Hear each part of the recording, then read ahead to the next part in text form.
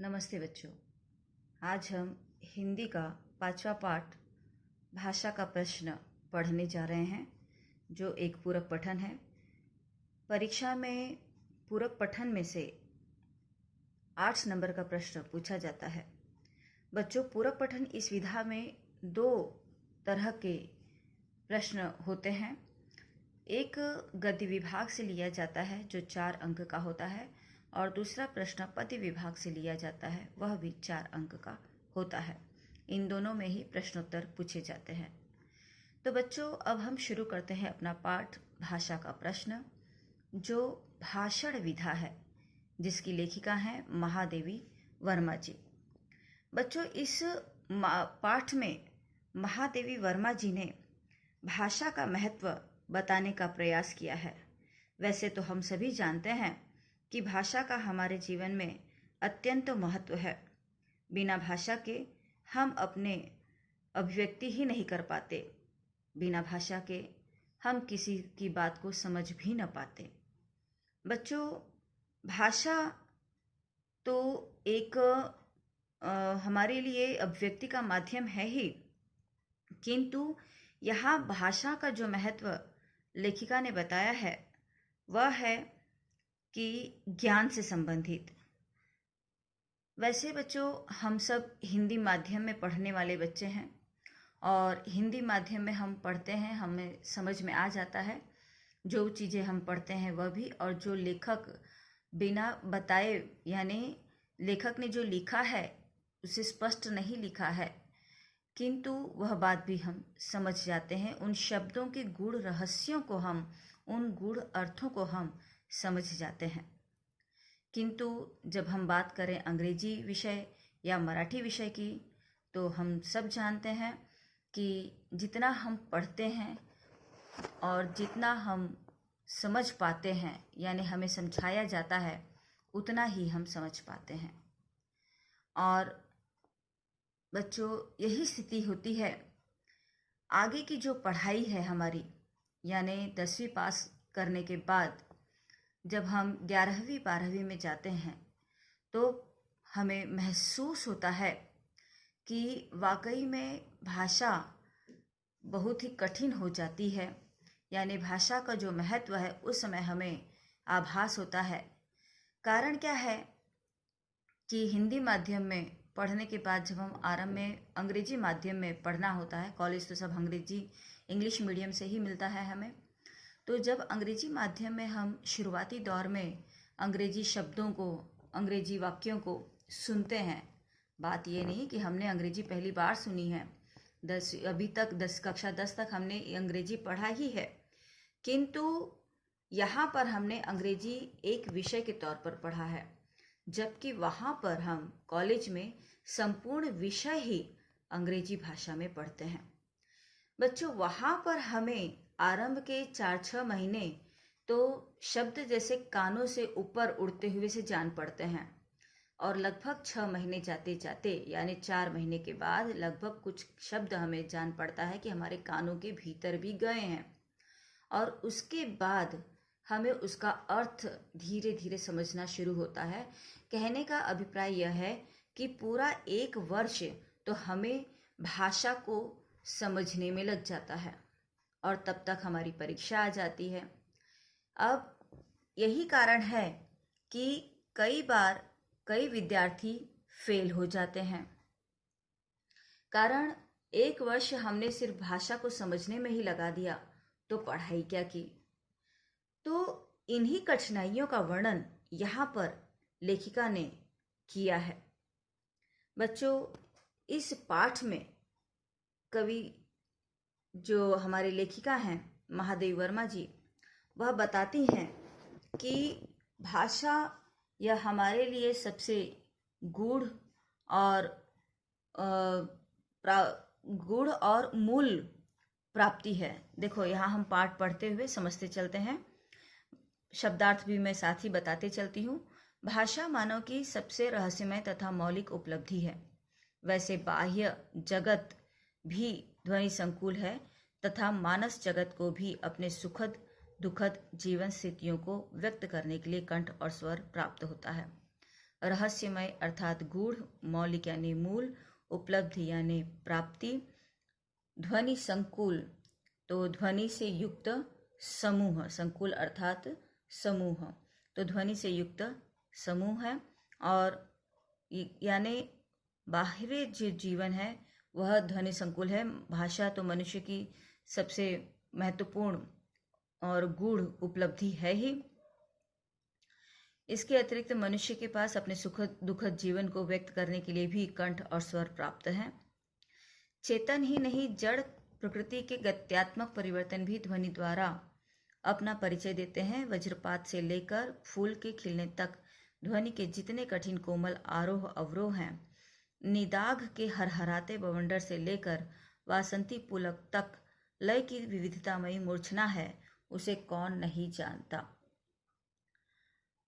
पशु पक्षी जगत के सम विषम स्वरों की संख्यातीत गीत मालाओं से भी हम परिचित हैं, परंतु ध्वनियों की इस संघात को हम भाषा की संज्ञा नहीं देते, क्योंकि इसमें वह अर्थवत्ता नहीं रहती जो हृदय और बुद्धि को समान रूप से तृप्त कर सके।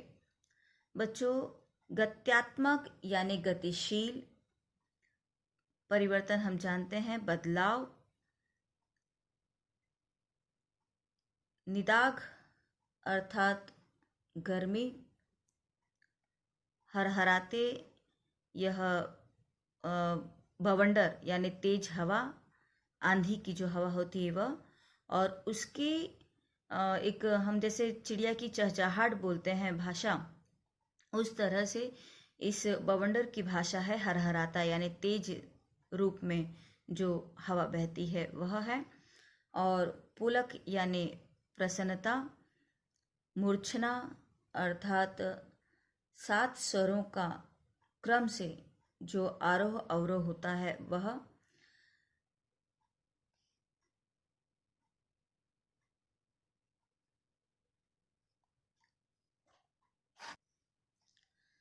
संघात अर्थात जो प्रहार है या जो टक्कर है वह।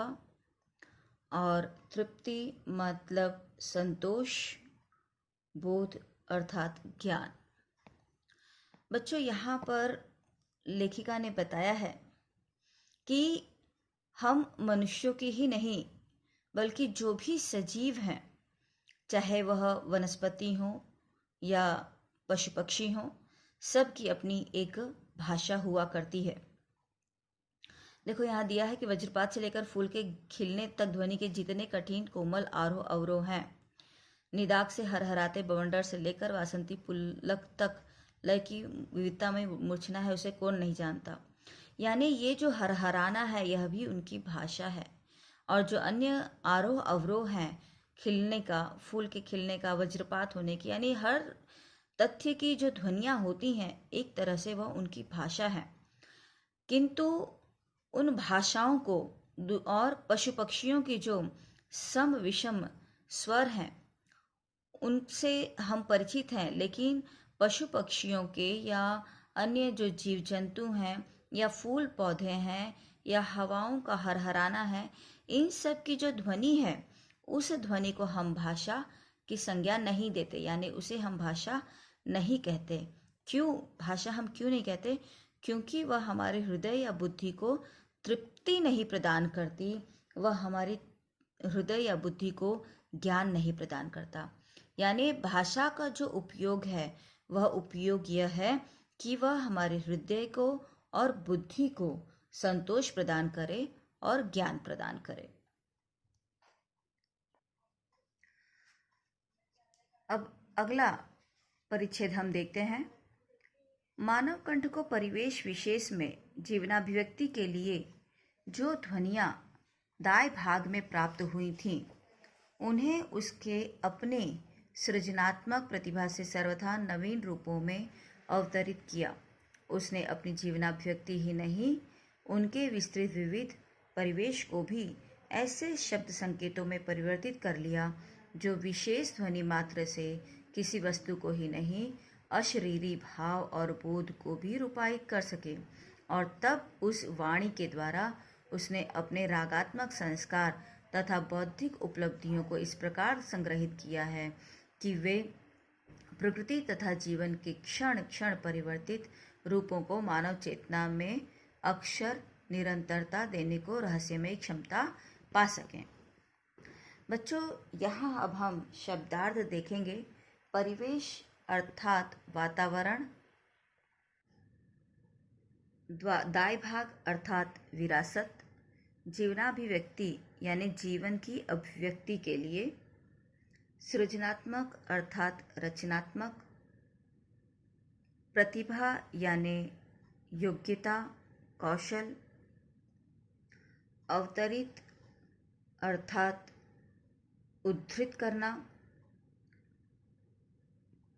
विस्तृत का अर्थ है व्यापक, अशरीरी, अशरीरी का अर्थ है अमूर्त, रूपायित करना माने उसे रूप दे देना, रागात्मक अर्थात प्रीति तथा अनुराग से संबंधित, बौद्धिक माने बुद्धि संबंधी, उपलब्धियाँ अर्थात प्राप्तियाँ, संग्रहित, बच्चों यह संग्रहित न होकर संग्रहित है, यह संग्रहित अर्थात एकत्र बांधा हुआ, क्षमता अर्थात सामर्थ्य। बच्चों यहाँ पर लेखिका महादेवी वर्मा जी बताती हैं कि हमें अपने जीवन की अभिव्यक्ति के लिए जो ध्वनियाँ हमें पैतृक रूप से प्राप्त हुई थी, उन्हें हमने विरासत में जो मिली थी उन्हें हमने और अधिक विकसित किया है और उनके विकास के साथ साथ उसमें अनेकों हमने संस्कार भरे हैं और अनेकों उपलब्धियां भी हासिल की हैं। इसके अतिरिक्त मनुष्य की सृजनात्मक अभिव्यक्ति में सबसे अधिक समर्थ और अक्षर भाषा ही होती है। वही मानव के आंतरिक तथा बाह्य जीवन के परिष्कार का आधार है, क्योंकि बौद्धिक क्रिया तथा मनोरागों की अभिव्यक्ति तथा उनके परस्पर संबंधों को संग्रहित करने में भाषा, यह संग्रहित है बच्चों, करने में भाषा एक स्निग्ध किंतु अटूट सूत्र का कार्य करती है। भाषा में स्वर, अर्थ, रूप, भाव और बोध का ऐसा समन्वय रहता है जो मानवीय अभिव्यक्ति को व्यष्टि से समष्टि तक विस्तार देने में समर्थ है। यहाँ अक्षर का अर्थ है अनश्वर, आंतरिक अर्थात भीतरी, परिष्कार अर्थात सुधार, मनोराग इसका अर्थ है मन के भाव, अटूट यानी कभी न टूटने वाले, समष्टि यानी समूहगत, व्यष्टि यानी व्यक्तिगत, समन्वय यानी मिला जुला हुआ रूप। बच्चों यहाँ पर इस परिच्छेद में लेखिका महादेवी वर्मा जी बताती हैं कि भाषा जो है वह अनश्वर है और बहुत ही सामर्थ्यशाली है। वह हमारे भीतर और बाहरी दोनों ही तरह से जीवन का आधार है और हमें हमारे भाषा में स्वर, अर्थ, रूप, भाव और बोध का ऐसा मिला जुला हुआ रूप होता है, ऐसा समन्वय होता है कि वह उसके कारण हम अपनी अभिव्यक्ति को व्यक्ति से संसार तक पहुंचा पाते हैं। बच्चों यहाँ पर हमें दो बातें महत्वपूर्ण होती हैं, हमारे लिए यहाँ दो बातें महत्वपूर्ण हैं। पहली है भाषा हम सब के प्रगति का लिए आवश्यक है। तो बच्चों भाषा हम सबकी प्रगति के लिए क्यों आवश्यक है? तो जैसा कि प्रसिद्ध कवि और नाटककार श्री भारतेंदु हरिश्चंद्र ने भी कहा है कि निज भाषा उन्नति अहे, सब उन्नति को मूल, बिन निज भाषा ज्ञान के मिटे नहीं को सूल। हम सब जानते हैं कि इस संसार में अनेकों भाषाएं हैं, किंतु बच्चा जब जन्म लेता है तो वह सबसे पहले अपने परिवार की भाषा को बोलना सीखता है, अपने घर वालों से, भाई बहनों से, माता पिता के साथ रहकर। तो बच्चों, चाहे बच्चा किसी भी धर्म, संप्रदाय या देश में जन्मा हो, वह अपने परिवार की ही भाषा सबसे पहले सीखता है। और ज्यों-ज्यों वह बड़ा होता है, उसका समुदाय बढ़ता है, उस तरह से वह धीरे धीरे अन्य भाषाओं को भी सीखना शुरू करता है। तो यही कारण है कि जब भी उसे उसकी मातृभाषा यानी जो घर की भाषा है, जो उसके घर की बोली है, उस भाषा में जब भी बात किया जाता है तो वह जल्दी समझ जाता है। जबकि परिश्रम के साथ जो भाषाएं उसने सीखी हैं, उसमें किसी भी बात को समझने में कुछ समय तो लग ही जाता है। बच्चों, हम सब जानते हैं कि हमारे भारत में हमारी जो कॉलेज की पढ़ाई है और जो विभिन्न प्रशिक्षण हैं, यानी जो विज्ञान है या इंजीनियरिंग है या डॉक्टरी की पढ़ाई यानी मेडिकल की पढ़ाई है, यह सब कुछ अंग्रेजी भाषा में ही हमें मिलता है। हमारे गांधी जी ने भी भाषा को लेकर बहुत जोर दिया था। उनका भी कहना था कि शिक्षा तो मातृभाषा में ही होनी चाहिए, क्योंकि मातृभाषा में सभी लोग जल्दी सीख पाते हैं। बच्चों, आज जापान, चीन जैसे अनेकों राष्ट्र विकसित हो चुके हैं। उसका एकमात्र कारण है कि वहाँ पर मातृभाषा में शिक्षा दी जाती है।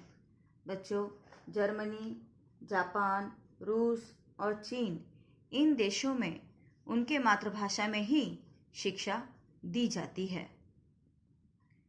हम सब जानते हैं कि यह राष्ट्र आज विज्ञान और तकनीकी के क्षेत्र में बहुत ही आगे निकल चुके हैं। बच्चों, हम जहाँ पैदा होते हैं और जहाँ पल बढ़कर बड़े होते हैं, वह भूमि हमारी जन्मभूमि होती है, हमारी कर्म भूमि होती है। और वहाँ से यानी उस देश के विविध धर्म, जाति, संप्रदाय से हम सबको बहुत ही लगाव होता है। उस क्षेत्र के लोगों से हमारे मन में अपनेपन का भाव होता है और यही हमारा देश प्रेम भी होता है।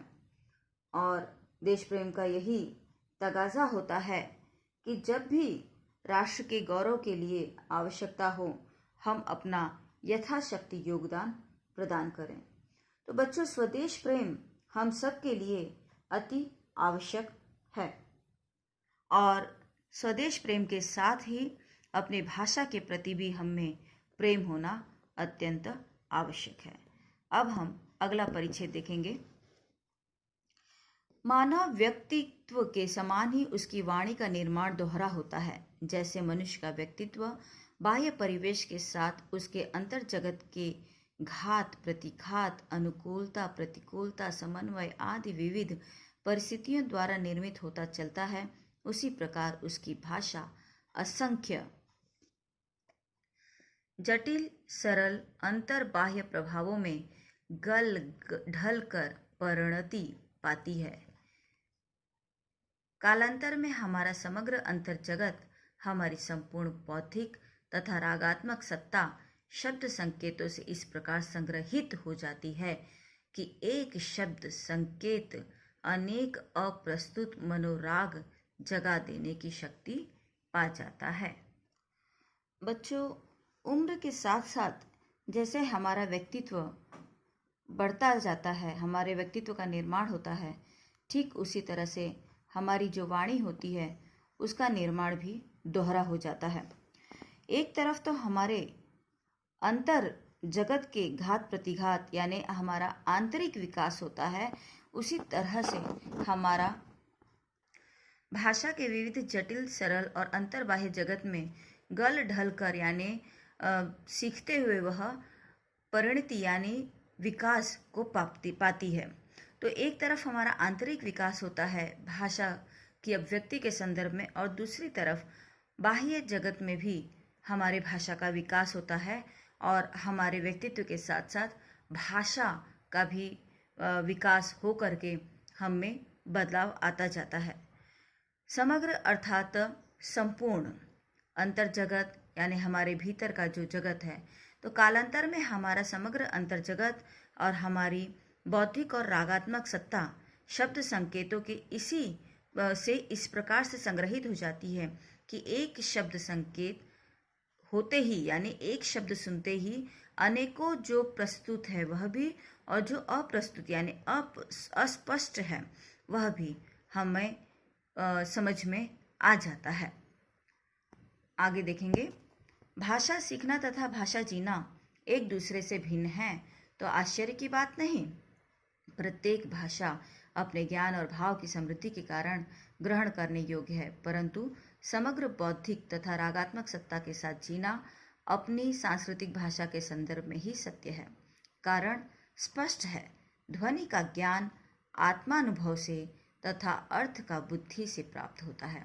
शैशव में शब्द हमारे लिए ध्वनि संकेत मात्र होते हैं। यदि हम ध्वनि पहचानने से पहले उसके अर्थ से परिचित हो जावें तो हम संभवतः बोलना न सीख सकें।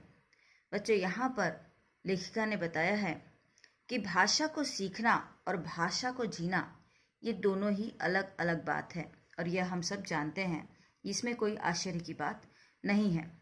हर भाषा का ज्ञान और भाव समृद्ध होता है, और यही कारण है कि वह हमारे लिए ग्रहण करने योग्य होता है। इसका कारण स्पष्ट है कि जो ध्वनि का ज्ञान है वह हमारे आत्मा से अनुभूति होती है और आत्मा से हम उसे महसूस करते हैं, जबकि अर्थ का हमारे बुद्धि से संबंध होता है। बाल्यावस्था, शैशव अर्थात बाल्यावस्था से ही हमारे लिए जो ध्वनि है, यानी बाल्यावस्था से जो शब्द हम सुनते आ रहे हैं उसकी जो ध्वनि है वह हमारे लिए संकेत मात्र होती है, और जब हम वह ध्वनि पहचानने के पहले अर्थ से परिचित हो जाएं तो संभवतः हम बोलना नहीं सीख पाते। बच्चों, हम सब जानते हैं इस संबंध में हिंदी और अंग्रेजी में फ़र्क। हिंदी का कोई भी शब्द कह दिया जाए, कई बार हम जानते हैं कि वाक्य अलग होते हैं और उसके भाव अलग होते हैं, तो हम व्यक्ति के बोलचाल के हिसाब से यानी उसके हाव भाव को ही समझकर सुनकर, यानी उस व्यक्ति की भाषा कुछ और होती है, हाव भाव अलग होता है, तब भी हम उस व्यक्ति के भाषा या उसके शब्दों को, उसके वाक्यों का जो हाव भाव के हिसाब से अर्थ निकलता है उसे देख समझ लेते हैं। और ऐसी स्थिति में कई बार हम कई तरह के झगड़े टंटों से भी बच जाते हैं, या कई बार हमारे मन मुटाव की जो स्थिति निर्मित हो सकती है उससे हम बच जाते हैं। लेकिन अंग्रेजी में ऐसा नहीं होता। अंग्रेजी में हम शब्दों को सुनते हैं, उसका अर्थ ग्रहण करते हैं, और यही कारण है कि वहाँ पर हम हाव भाव से मतलब नहीं रखते हैं, मात्र सामने वाले ने जो कहा है उसे ही हम सुनते हैं और उसी का अर्थ हम समझते हैं और अनुभूत करते हैं। अब हम अगला परिच्छेद देखते हैं। अतः यह कहना सत्य है कि वाणी आत्मानुभूति की मौलिक अभिव्यक्ति है जो समष्टि भाव से अपने विस्तार के लिए भाषा का रूप धारण करती है। इसीलिए पाणिनि ने कहा है, आत्मा बुद्धया समेत्यार्थान मनोयुक्त विवक्ष्य, अर्थात बुद्धि के द्वारा सब अर्थों का आकलन करके मन में बोलने की इच्छा उत्पन्न करती है। बच्चों, हम सब जानते हैं कि जिस तरह से एक पुल है वह नदी के दो किनारों को जोड़ने का कार्य करती है, ठीक उसी तरह भाषा हम सबके बीच अभिव्यक्ति का माध्यम बनती है और हमारे विचारों को और भावों को दूसरों तक पहुंचाती है। बच्चों, भाषा कभी भी अपनी या पराई नहीं होती। हाँ, बचपन से जो भाषा हम बोल रहे हैं वह हम अपने आप सीख लेते हैं। इसके विपरीत बड़े होने के बाद कई भाषाओं को हमें अपने ज़रूरत के हिसाब से, अपने आवश्यकता अनुसार सीखना पड़ता है, और इस सीखने के कारण यानी नई भाषा को सीखने के कारण वह भाषा में हम अपनापन का अनुभव नहीं करते। और यह जो अपनेपन का अनुभव है, यही हमें किसी भी भाषा से दूरी अनुभूत कराती है। अब हम अगला परिच्छेद देखेंगे। अतः यह कहना सत्य है कि वाणी आत्मानुभूति की मौलिक अभिव्यक्ति है। यह हो चुका है। अब हम अगला परिच्छेद देखेंगे। मानव व्यक्तित्व जैसे प्राकृतिक परिवेश से प्रभावित होता है, उसी प्रकार उसकी भाषा भी अपनी धरती से प्रभाव ग्रहण करती है और यह प्रभाव भिन्नता का कारण हो जाता है। भाषा संबंधी बाह्य भिन्नताएं पर्वत की ऊंची नीची अनमेल श्रेणियां न होकर एक ही सागर तल पर बनने वाली लहरों से समानता रखती हैं। उनकी भिन्नता समष्टि की गति की निरंतरता बनाए रखने का लक्ष्य रखती हैं, उसे खंडित करने का नहीं। बच्चों, यहाँ पर महादेवी जी कह रही हैं कि भाषा जो है वह हमें आपस में जोड़ने का कार्य करती है, तोड़ने का नहीं। यह हमें ध्यान रखना चाहिए कि भाषा के कारण आज हम में जो विविधताएं आती जा रही हैं, उस विविधताओं में हमें एकता की अनुभूति करनी चाहिए। कारण यह है कि भाषा जो है वह हमें जोड़ती है, ना कि तोड़ती है।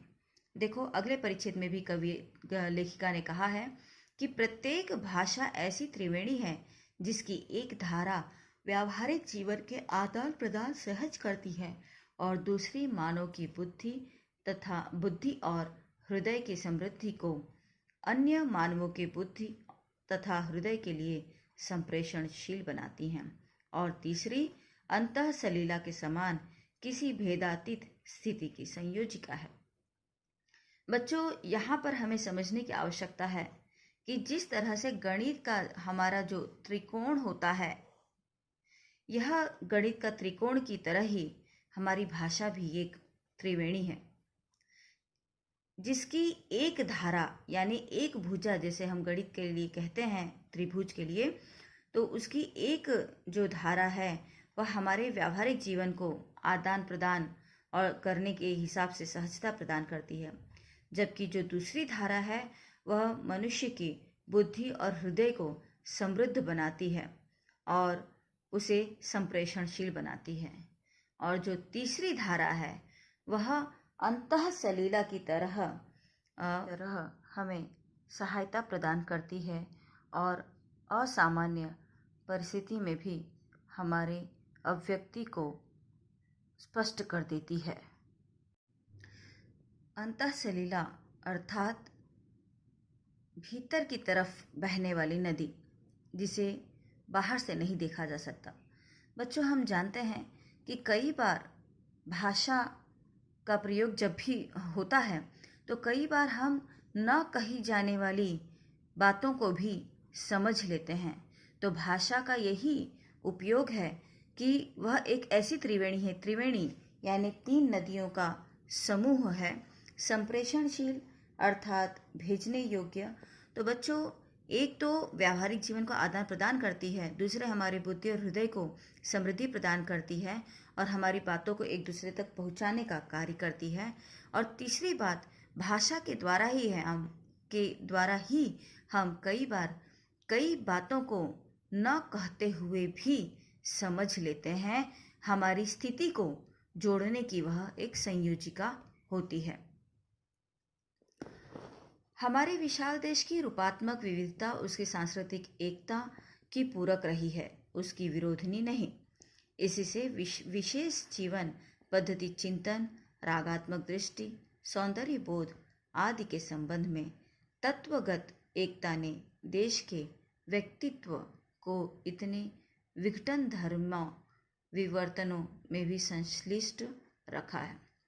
यहाँ पर लेखिका ने हमारे देश की विशालता का वर्णन किया है। वह कह रही हैं कि हमारा देश विविधता में एकता को संजोए हुए है, और विविधता में एकता को संजोए हुए वह सभी का पूरक रही है, सांस्कृतिक एकता की वह पूरक रही है, ना कि उनकी कभी विरोधनी रही है।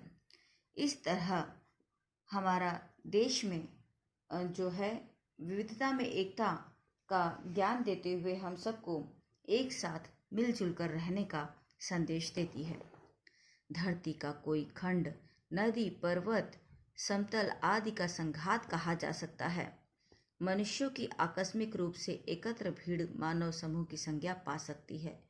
राष्ट्र की गरिमा पाने के लिए भूमिखंड विशेष की ही नहीं, एक सांस्कृतिक दायभाग के अधिकारी और प्रबुद्ध मानव समाज की भी आवश्यकता होती है, जो अपने अनुराग की दीप्ति से उस भूमिखंड के हर कण को इस प्रकार उद्भासित कर दे कि वह एक चीर नवीन सौंदर्य में जीवित और लयवान हो सके। बच्चों, यहाँ पर लेखिका ने हमें देशभक्ति के प्रति हमारा ध्यान केंद्रित किया है। उनका कहना है कि किसी भूमिखंड से या किसी भीड़ से मानव समूह की संज्ञा हो सकती है, लेकिन राष्ट्र की गरिमा के लिए यानी देश प्रेम के लिए आवश्यक है कि मनुष्य में, मानव समाज में एकता की बात हो, देश प्रेम की बात हो, देशभक्ति हो हम सबके मन में। कहने की आवश्यकता नहीं कि हिमकरीटिनी भारत भूमि ऐसी ही राष्ट्र प्रतिमा है। ऐसे महादेश में अनेक भाषाओं की स्थिति स्वाभाविक है, किंतु उनमें से प्रत्येक भाषा एक वीणा के ऐसे सधे तार के समान रहकर ही सार्थकता पाती है, जो रागिनी की संपूर्णता के लिए ही अपनी झंकार में अन्य तारों से भिन्न है। देखो बच्चों, यहाँ पर कवि, हमारी जो लेखिका हैं महादेवी वर्मा जी, उन्होंने बताया है कि भारत भूमि हिमकिरीटनी की तरह एक राष्ट्र प्रतिमा है। यानी हमारी जो हिमकिरीटनी भारत भूमि है, एक ऐसी राष्ट्र प्रतिमा है जिसमें अनेक भाषाएं आराम से एक साथ एक वीणा के सधे तार के समान रहकर सार्थकता पाती हैं। यानी अनेक भाषाओं से युक्त जो हमारा भारत देश है, उसे वीणा के विविध तार कह कर के हमारी लेखिका महादेवी वर्मा जी ने इससे सार्थकता प्रदान की है। सभी भारतीय भाषाओं ने अपनी चिंतना तथा भावना की उपलब्धियों से राष्ट्र जीवन को समृद्ध किया है। उनकी देशगत भिन्नता उनकी तत्वगत एकता से प्राणवती होने के कारण महार्घ है। ज्वाला धरती की गहराई में कोयले को हीरा बनाने की क्रिया में संलग्न रहती है और सीप जल के अतल गहनता में स्वाति की बूंद की से मोती बनाने की साधना करती है। न हीरक धरती की ज्वाला को साथ लाता है, न मुक्ता जल की, परंतु वे समान रूप से मूल्यवान रहे। यहाँ ज्वाला का अर्थ आग है, संलग्न का अर्थ लगी हुई, गहनता अर्थात गहराई। बच्चों, यहाँ पर महादेवी जी बता रही हैं कि ज्वाला जो है हमेशा धरती की गहराई में रहकर कोयले को हीरा बनाने की क्रिया में रत रहता है। उसी तरह सीप जो है जल की अतल गहराई में रहता है और वह स्वाति नक्षत्र से जो बूंद मिलती हैं, उस बूंद को मोती रूप में परिवर्तित करने के लिए साधना करती रहती है। इस तरह से न ही हीरक धरती की ज्वाला को साथ लाता है, यानी हीरा जो है वह धरती की ज्वाला को अपने साथ नहीं लाता। कोयला हीरे रूप में परिवर्तित होने के बाद भी उसमें परिवर्तन आ जाता है और वह जो है वह धरती की ज्वाला को, हीरा जब धरती से बाहर निकलता है वह तो धरती की ज्वाला को साथ नहीं लाता। और जो मुक्ता यानी मोती हमें मिलता है जल की गहराई से, वह भी अपने साथ जल को नहीं लेकर आता, लेकिन समान रूप से वे दोनों मूल्यवान बने रहते हैं। तो यहाँ पर हमारी साधना को महत्व लेखिका ने दिया है। वह कह रही हैं कि हम जितनी साधना करते हैं, उस साधना के हिसाब से, हमारे मेहनत के हिसाब से हमें उसका फल मिलता है। परिस्थितियाँ जो भी हों, उन परिस्थितियों से हमें लड़कर, संघर्ष करके, आगे बढ़कर हमेशा अपने देश प्रेम हित में, अपने राष्ट्र हित में कार्य करना चाहिए। हम जिस संक्रांति के युग का अतिक्रमण कर रहे हैं, उसमें मानव जीवन की त्रासदी का कारण संवेदनशीलता का आधिक्य न होकर उसका अभाव है। हमारी राजनीतिक स्वतंत्रता के साथ हमारी मानसिक स्वतंत्रता का ऐसा ग्रंथि बंधन हुआ है जिसे न हम खोल पाते हैं न काट पाते हैं। परिणामतः हमारे विकास के मार्ग को हमारी छाया ही अवरुद्ध कर रही है। बच्चों, यहाँ पर अतिक्रमण, इसका अर्थ है हद से आगे बढ़ जाना, अर्थात सीमा का उल्लंघन कर देना। आधिक्य यानी अधिकता, त्रासदी यानी परेशानी, परतंत्रता अर्थात गुलामी, अवरुद्ध अर्थात रुकी हुई। यहाँ पर अतीत में हमारे देश ने अनेक अंधकार के आयाम पार किए हैं, परंतु इसके चिंतकों, साधकों तथा साहित्य सृष्टाओं की दृष्टि के आलोक ने ही पथ की सीमाओं को उज्ज्वल रखकर उसे अंधकार में खोने से बचाया है। भाषा ही इस आलोक के लिए संचारिणी दीप शिखा रही है। पावका न सरस्वती, यहाँ संचारिणी शब्द का अर्थ है चलते फिरते रहने वाली। सृष्टा, इसका अर्थ है रचनाकार, और आयाम शब्द का अर्थ है विस्तार या फैलाव। यहाँ लेखिका बताती हैं कि अनेकों कठिनाइयों को हमने पार किया है और अनेकों बुरे समय हमारे राष्ट्र पर आया है, किंतु हमारे जो चिंतक हैं, साधक हैं और साहित्य सृष्टा हैं, इनके आलोक पथ के कारण, यानी इनके द्वारा हमें चेतना जगाने के कारण, हमें राह दिखाने के कारण हम अंधकार में खोए नहीं, और अंधकार में खोने के बजाय हमने प्रकाश को प्राप्त किया, और इस प्रकाश के आलोक के साथ साथ हमने देशभक्ति के भावना का निर्माण किया और अपने देश को अनेकों बुरी यंत्रणाओं से हमने बचाए रखा, संभाला, और देश की सुरक्षा में सदैव हम सतर्क और सजग बने रहे हैं। बच्चों, यहाँ भाषा का प्रश्न, इस पूरे पाठ में हमें यह स्पष्ट हो जाता है कि लेखिका ने भाषा को हमारे लिए अत्यंत महत्वपूर्ण साधन बताया है।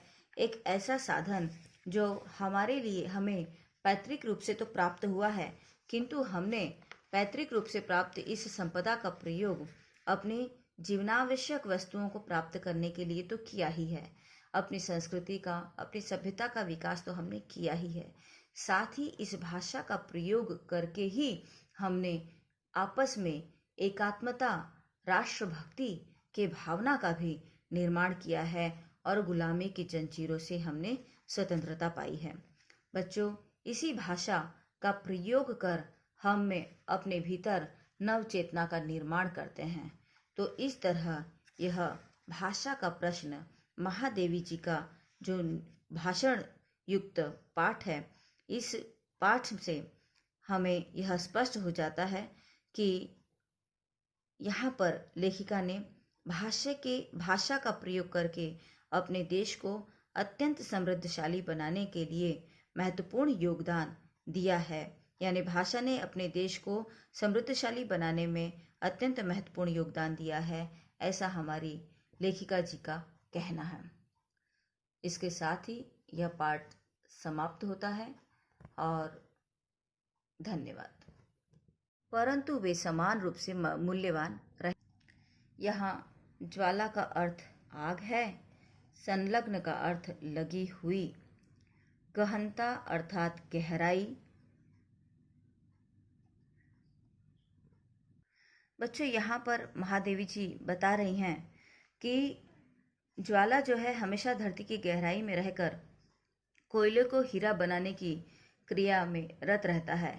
उसी तरह सीप जो है जल की अतल गहराई में रहता है और वह स्वाति नक्षत्र से जो बूंद मिलती हैं, उस बूंद को मोती रूप में परिवर्तित करने के लिए साधना करती रहती है। इस तरह से न ही हीरक धरती की ज्वाला को साथ लाता है, यानी हीरा जो है वह धरती की ज्वाला को अपने साथ नहीं लाता। कोयला हीरे रूप में परिवर्तित होने के बाद भी उसमें परिवर्तन आ जाता है और वह जो है वह धरती की ज्वाला को, हीरा जब धरती से बाहर निकलता है वह तो धरती की ज्वाला को साथ नहीं लाता। और जो मुक्ता यानी मोती हमें मिलता है जल की गहराई से, वह भी अपने साथ जल को नहीं लेकर आता, लेकिन समान रूप से वे दोनों मूल्यवान बने रहते हैं। तो यहाँ पर हमारी साधना को महत्व लेखिका ने दिया है। वह कह रही हैं कि हम जितनी साधना करते हैं उस साधना के हिसाब से, हमारे मेहनत के हिसाब से हमें उसका फल मिलता है। परिस्थितियाँ जो भी हों, उन परिस्थितियों से हमें लड़कर, संघर्ष करके, आगे बढ़कर हमेशा अपने देश प्रेम हित में, अपने राष्ट्र हित में कार्य करना चाहिए। हम जिस संक्रांति के युग का अतिक्रमण कर रहे हैं उसमें मानव जीवन की त्रासदी का कारण संवेदनशीलता का आधिक्य न होकर उसका अभाव है। हमारी राजनीतिक स्वतंत्रता के साथ हमारी मानसिक स्वतंत्रता का ऐसा ग्रंथि बंधन हुआ है जिसे न हम खोल पाते हैं न काट पाते हैं। परिणामतः हमारे विकास के मार्ग को हमारी छाया ही अवरुद्ध कर रही है। बच्चों, यहाँ पर अतिक्रमण, इसका अर्थ है हद से आगे बढ़ जाना, अर्थात सीमा का उल्लंघन कर देना। आधिक्य यानी अधिकता, त्रासदी यानी परेशानी, परतंत्रता अर्थात गुलामी, अवरुद्ध अर्थात रुकी हुई। यहाँ पर अतीत में हमारे देश ने अनेक अंधकार के आयाम पार किए हैं, परंतु इसके चिंतकों, साधकों तथा साहित्य सृष्टाओं की दृष्टि के आलोक ने ही पथ की सीमाओं को उज्ज्वल रखकर उसे अंधकार में खोने से बचाया है। भाषा ही इस आलोक के लिए संचारिणी दीप शिखा रही है। पावका न सरस्वती, यहाँ संचारिणी शब्द का अर्थ है चलते फिरते रहने वाली। सृष्टा, इसका अर्थ है रचनाकार, और आयाम शब्द का अर्थ है विस्तार या फैलाव। यहाँ लेखिका बताती हैं कि अनेकों कठिनाइयों को हमने पार किया है और अनेकों बुरे समय हमारे राष्ट्र पर आया है, किंतु हमारे जो चिंतक हैं, साधक हैं और साहित्य सृष्टा हैं, इनके आलोक पथ के कारण, यानी इनके द्वारा हमें चेतना जगाने के कारण, हमें राह दिखाने के कारण हम अंधकार में खोए नहीं, और अंधकार में खोने के बजाय हमने प्रकाश को प्राप्त किया, और इस प्रकाश के आलोक के साथ साथ हमने देशभक्ति के भावना का निर्माण किया और अपने देश को अनेकों बुरी यंत्रणाओं से हमने बचाए रखा, संभाला, और देश की सुरक्षा में सदैव हम सतर्क और सजग बने रहे हैं। बच्चों, यहाँ भाषा का प्रश्न, इस पूरे पाठ में हमें यह स्पष्ट हो जाता है कि लेखिका ने भाषा को हमारे लिए अत्यंत महत्वपूर्ण साधन बताया है। एक ऐसा साधन जो हमारे लिए, हमें पैतृक रूप से तो प्राप्त हुआ है, किंतु हमने पैतृक रूप से प्राप्त इस संपदा का प्रयोग अपनी जीवनावश्यक वस्तुओं को प्राप्त करने के लिए तो किया ही है। अपनी संस्कृति का, अपनी सभ्यता का विकास तो हमने किया ही है। साथ ही इस भाषा का प्रयोग करके ही हमने आपस में एकात्मता, राष्ट्रभक्ति के भावना का भी निर्माण किया है और गुलामी की जंजीरों से हमने स्वतंत्रता पाई है। बच्चों, इसी भाषा का प्रयोग कर हम में अपने भीतर नव चेतना का निर्माण करते हैं। तो इस तरह यह भाषा का प्रश्न, महादेवी जी का जो भाषण युक्त पाठ है, इस पाठ से हमें यह स्पष्ट हो जाता है कि यहाँ पर लेखिका ने भाषा का प्रयोग करके अपने देश को अत्यंत समृद्धशाली बनाने के लिए महत्वपूर्ण योगदान दिया है। यानी भाषा ने अपने देश को समृद्धशाली बनाने में अत्यंत महत्वपूर्ण योगदान दिया है, ऐसा हमारी लेखिका जी का कहना है। इसके साथ ही यह पाठ समाप्त होता है और धन्यवाद। बच्चों, यह पाठ समझ में आया हो तो इस वीडियो को लाइक और सब्सक्राइब जरूर करना। तुम्हारे इस लाइक सब्सक्राइब से ही मुझे आनंद मिलता है और मेरे द्वारा किया गया मेहनत सफल हुआ ऐसा जान पड़ता है। यदि किसी तरह की कोई शंका हो तो कमेंट में पूछ सकते हो, उसका उत्तर मैं जरूर दूंगी। धन्यवाद।